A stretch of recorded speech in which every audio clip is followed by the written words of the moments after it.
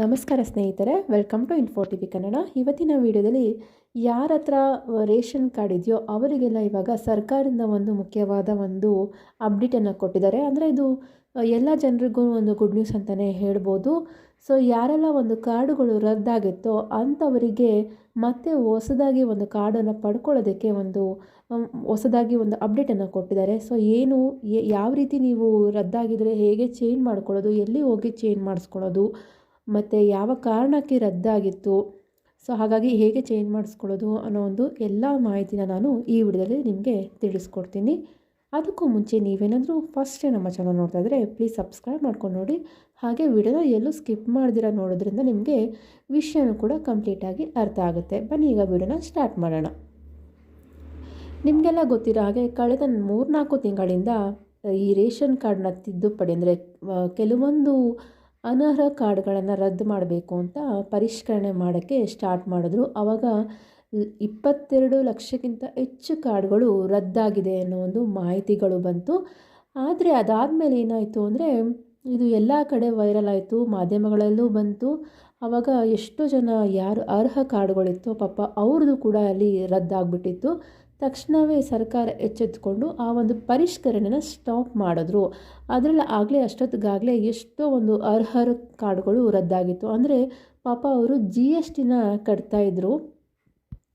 ಒಂದು ಕಾರಣಕ್ಕೆ ಅಂಥವರ ಕಾರ್ಡ್ಗಳು ಸಹ ರದ್ದಾಗಿತ್ತು. ಇಲ್ಲಿ ಮೇನ್ ಕಾರಣ ಅಂದರೆ ಯಾರು ಗೌರ್ಮೆಂಟ್ ಜಾಬಲ್ಲಿದ್ದರೋ ಹಾಗೆ ಇನ್ಕಮ್ ಟ್ಯಾಕ್ಸ್ ಯಾರು ಪೇ ಮಾಡ್ತಾಯಿದ್ರೋ ಅವರ ಕಾರ್ಡ್ಗಳನ್ನು ರದ್ದು ಮಾಡಬೇಕು ಅಂತ ಒಂದಷ್ಟು ಪರಿಷ್ಕರಣೆ ಮಾಡಿದ್ರು. ಆದರೆ ಇಲ್ಲಿ GST ಯಾರ್ಯಾರೆಲ್ಲ ಕಟ್ತಾಯಿದ್ರೋ ಪಾಪ ಅಂಥವರ ಕಾರ್ಡ್ಗಳು ಸಹ ಇಲ್ಲಿ ರದ್ದಾಗಿತ್ತು. ಸೊ ಹಾಗಾಗಿ ನಿಮ್ಮದೇನಾದರೂ ಆ ರೀತಿಯಾಗಿ ಒಂದು GST ಕಟ್ತಾ ಇದ್ದೀರಾ ಅನ್ನೋ ಒಂದು ಕಾರಣಕ್ಕೆ ನಿಮ್ಮ ಒಂದು ಕಾರ್ಡ್ಗಳು ರದ್ದಾಗಿದ್ದರೆ ಇವಾಗ ಒಂದು ಸರ್ಕಾರ ಒಂದು ಅವಕಾಶವನ್ನು ಕೊಟ್ಟಿದೆ.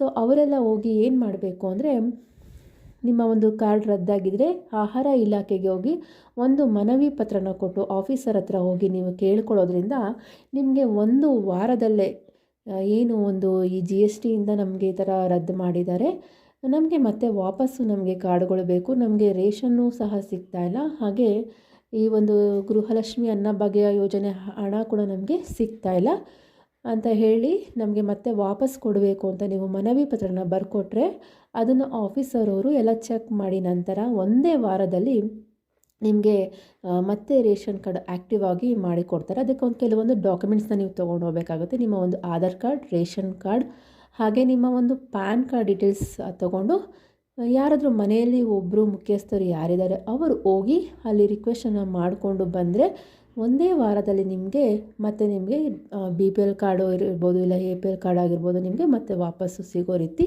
ಮಾಡಿ ಕೊಡ್ತಾರೆ. ಇದು ಸರ್ಕಾರದಿಂದ ಬಂದಿರೋ ಒಂದು ಮಾಹಿತಿ. ಹಾಗೆ ಇನ್ನೊಂದು ಏನು ಮಾಹಿತಿ ಅಂದರೆ ಕಳೆದ ತಿಂಗಳು ಏನು ಈ ರೇಷನ್ ಕಾರ್ಡು ತಿದ್ದುಪಡಿಗೆ ಅವಕಾಶವನ್ನು ಮಾಡಿಕೊಟ್ಟಿದ್ರಲ್ಲ, ಕೆಲವು ಹೆಸರು ಚೇಂಜಸ್ ಆಗಿರ್ಬೋದು, ಇಲ್ಲ ಹೆಸರನ್ನ ರಿಮೂವ್ ಮಾಡಿಸೋದು, ಇಲ್ಲ ಆ್ಯಡ್ ಮಾಡಿಸೋದು, ಇಲ್ಲ ಮುಖ್ಯಸ್ಥರ ಒಂದು ಹೆಸರನ್ನ ಬದಲಾವಣೆ ಮಾಡೋದು, ಇಲ್ಲ ಮನೇಲಿ ಯಾರಾದರೂ ತೀರೋಗಿದ್ರೆ ಅವರ ಒಂದು ಹೆಸರನ್ನ ರಿಮೂವ್ ಮಾಡಿಸೋದು, ಈ ರೀತಿಯಾಗಿ ತಿದ್ದುಪಡಿಗೆ ಒಂದು ಅವಕಾಶವನ್ನು ಮಾಡಿಕೊಟ್ಟಿದ್ರು. ಅದು ಡಿಸೆಂಬರ್ 31ರವರೆಗೆ ಲಾಸ್ಟ್ ಡೇಟ್ ಅನ್ನೋ ರೀತಿ ಹೇಳಿದ್ರಲ್ಲ, ಅದನ್ನು ಇವಾಗ ಸರ್ಕಾರದವರು ಮತ್ತೆ ಅಂದರೆ ಜನವರಿ ಹೊಸ ವರ್ಷಕ್ಕೆ ಜನವರಿ 31ರವರೆಗೂ ಅದನ್ನು ಮತ್ತೆ ಎಕ್ಸ್ಟೆಂಡ್ ಮಾಡಿದ್ದಾರೆ. ನೀವು ಮತ್ತೆ ಒಂದು ಈ CSC ಸೆಂಟರ್ಗೆ ಹೋಗಿ ಏನೇ ತಿದ್ದುಪಡಿ ಏನಿದ್ರೂ ಹೋಗಿ ನೀವು ಸರಿ ಮಾಡ್ಕೋಬೋದಾಗಿದೆ. ಬೆಳಗ್ಗೆ 10 ಗಂಟೆಯಿಂದ ಸಂಜೆ 5 ಗಂಟೆವರೆಗೂ ಸರ್ವರ್ ವರ್ಕ್ ಆಗುತ್ತೆ ಅಂತ ಹೇಳ್ತಾ ಇದ್ದಾರೆ.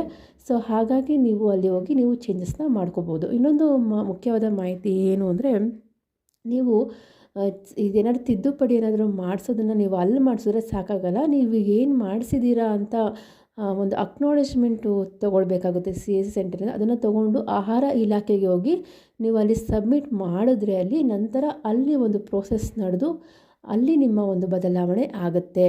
ಬರೀ ನೀವು CSC ಸೆಂಟರಲ್ಲಿ ಹೋಗಿ ಚೇಂಜಸ್ನ ಮಾಡಿಸಿದ್ರೆ ಅದು 100% ಅದಕ್ಕೆ ಫುಲ್ ಕಂಪ್ಲೀಟಾಗಿ ಕ್ಲಿಯರ್ ಆಗಲ್ಲ ಅನ್ನೋ ಒಂದು ಮಾಹಿತಿ ಕೂಡ ಇವಾಗ ಸಿಗ್ತಾ ಇದೆ. ಸೊ ನಿಮ್ಮದೇನಾದರೂ CSC ಸೆಂಟ್ರಲ್ಲೇ ಹೋಗಿ ನೀವೇನೋ ತಿದ್ದುಪಡಿ ಮಾಡಿಸಿ ಸರಿ ಹೋಗಿದ್ರೆ ಕಮೆಂಟ್ ಮಾಡಿ ತಿಳಿಸಿ. ಇಲ್ಲ ನೀವು ಅಲ್ಲಿ ಹೋಗಿ ನೀವು ಸರಿ ಮಾಡಿಸಿದ್ರೂ ಕೂಡ ನಿಮಗೆ ಚೇಂಜ್ ಆಗಿಲ್ಲ ಅಂದರೆ ನೀವು ಈ ರೀತಿಯಾಗಿ ಆಹಾರ ಇಲಾಖೆಗೆ ಹೋಗಿ ಈ ಥರ ನಾವು ತಿದ್ದುಪಡಿ ಮಾಡಿಸಿದ್ದೀವಿ ಅಂತ ಹೇಳಿ ರಿಕ್ವೆಸ್ಟ್ ಮಾಡಿಕೊಂಡ್ರೆ ಆಗ ಅಲ್ಲಿ ನಿಮ್ಮ ಒಂದು ರೇಷನ್ ಕಾರ್ಡಲ್ಲಿ ಯಾವುದೇ ಒಂದು ತಿದ್ದುಪಡಿ ಸಹ ನಿಮಗೆ ಆಗುತ್ತೆ ಅಂತಲೇ ಹೇಳ್ಬೋದು.